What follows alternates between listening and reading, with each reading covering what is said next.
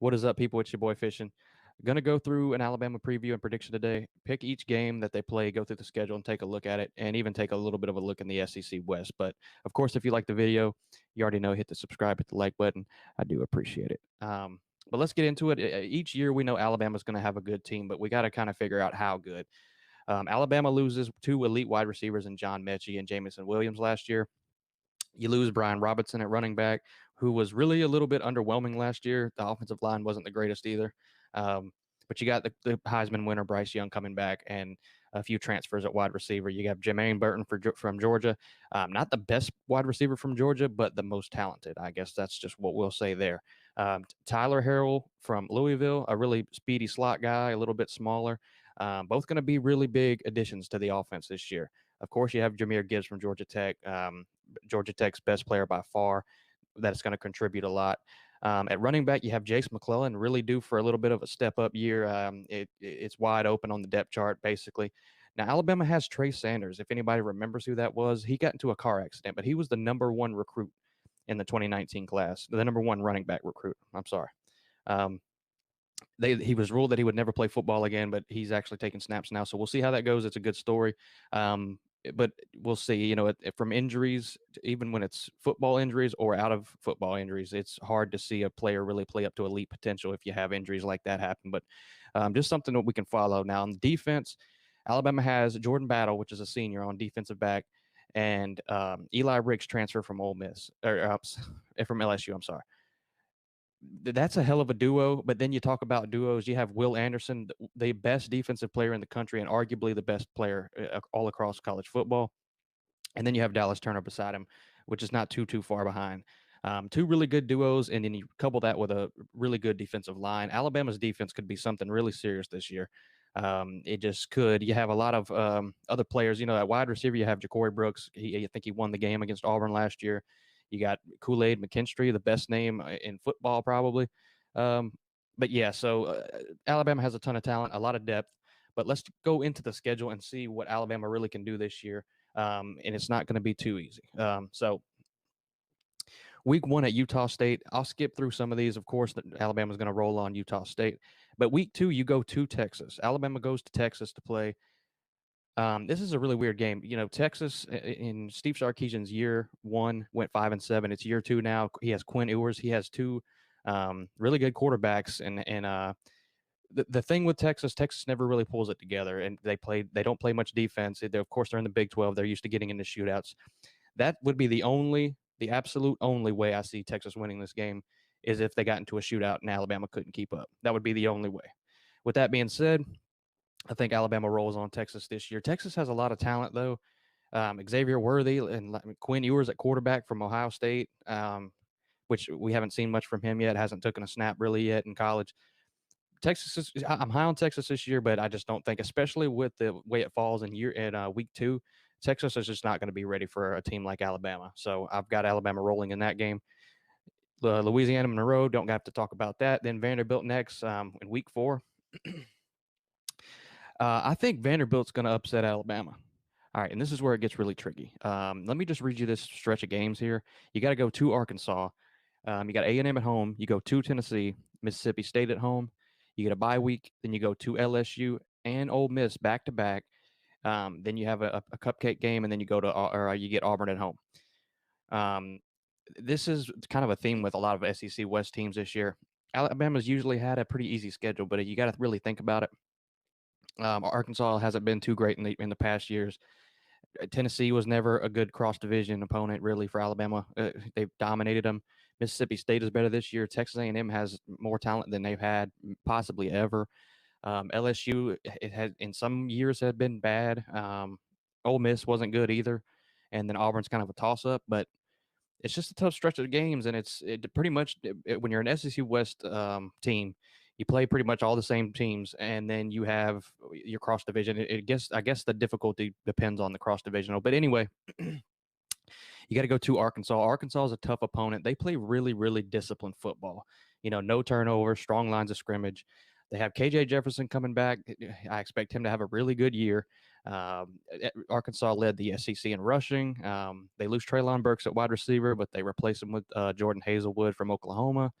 Kind of a little fix there. I don't know if you could really replace Traylon Burks, but anyway, and the defense, you have Bumper Pool, one of the best linebackers in the country, and low key, one of the best defensive backs in the country, in Jalen Catalon. I mean, I just think Arkansas is going to be a good team.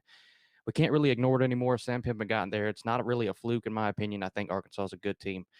With that being said, Arkansas took Alabama to the wire last year. I think it'll be a really, really good game this year, but I'm going to pick Alabama in this game. Next, you got to go. You get Texas at home, Texas A&M at home. Um, Texas A&M is good, right? So they play really good lines of scrimmage. They always have a good running game and a pretty decent defense. Haven't figured it out completely on the offense, except maybe for when Kellen Mond took them 11-1 in the COVID year. Um, I just, and with all the stuff said in the offseason about Nick Saban and Jimbo, I think Nick Saban's going to take this game pretty personal. I think both of them are, but I see Alabama beating Texas A&M this year.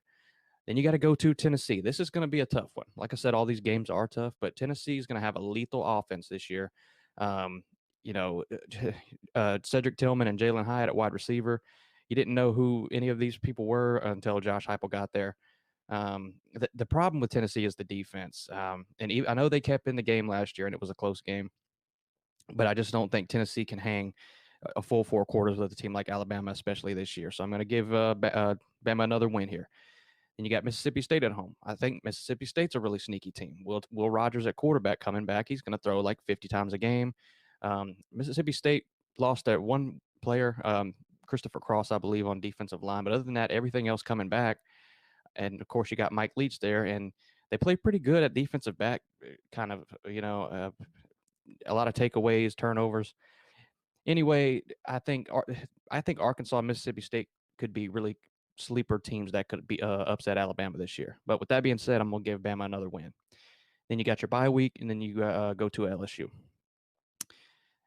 This could be a really good game too. I just think it's a good thing for LSU that it's later in the year, but I just think Brian Kelly needs time to fix this, and I think LSU will get better this year. They'll be better at certain, the discipline kind of plays. Like they'll use the tight ends more. They'll get better lines of scrimmage, but they have problems at offensive line. They have problems at running back. And shockingly, LSU has problems at defensive back, which is really weird to say because LSU, in the conversation for DBU the past 10, 20 years. But yeah, I just don't think LSU is going to be ready this year. I think Brian Kennedy will get it turned around, but I just don't think it'll be this year and not in time for this game. Then you go to Ole Miss. Ole Miss is going to have a new quarterback with Jackson Dart, 5-star quarterback transfer, and a new running back with Zach Evans, 5-star transfer from TCU.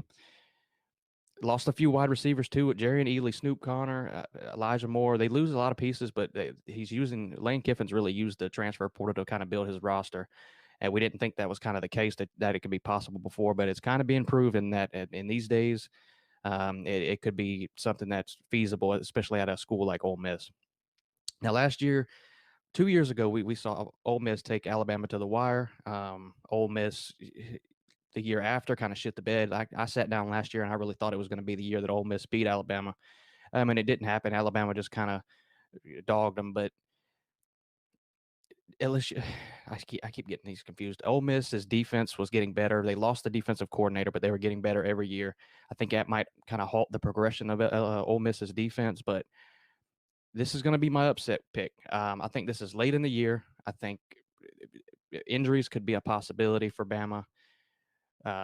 We all know about that, don't we, from last year? But this is going to be my upset pick. I'm going to pick Ole Miss to win the game. That's assuming that Jackson Dart's going to be as expected, and so is Zach Evans. But that's going to be my upset pick. I'm going to pick Ole Miss to win this game.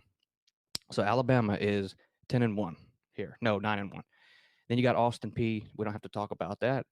And then you have Auburn at home. Now, Auburn is one of those weird things. They've been the punching bag this offseason with the Brian Harsin slander, the accusations, all that kind of stuff. They've got Tank Bigsby. It's an absolute shame that they don't have a better O-line for him. I mean, it just really is. TJ Finley at quarterback and the transfer from A&M, A&M Zach Calzada, both decent, not really amazing quarterbacks. We'll see if they can improve there. A good defensive line, but not much really elsewhere on Auburn's team. They just don't have the talent, but I do think Auburn will be better this year. So With that being said, though, I think they take another. Auburn takes the L here. So I've got Alabama 11-1. It's going to be a great season. Um, like I said about earlier about the SEC West teams being better, it might throw a little bit of a wrench into things, but that's just my thoughts.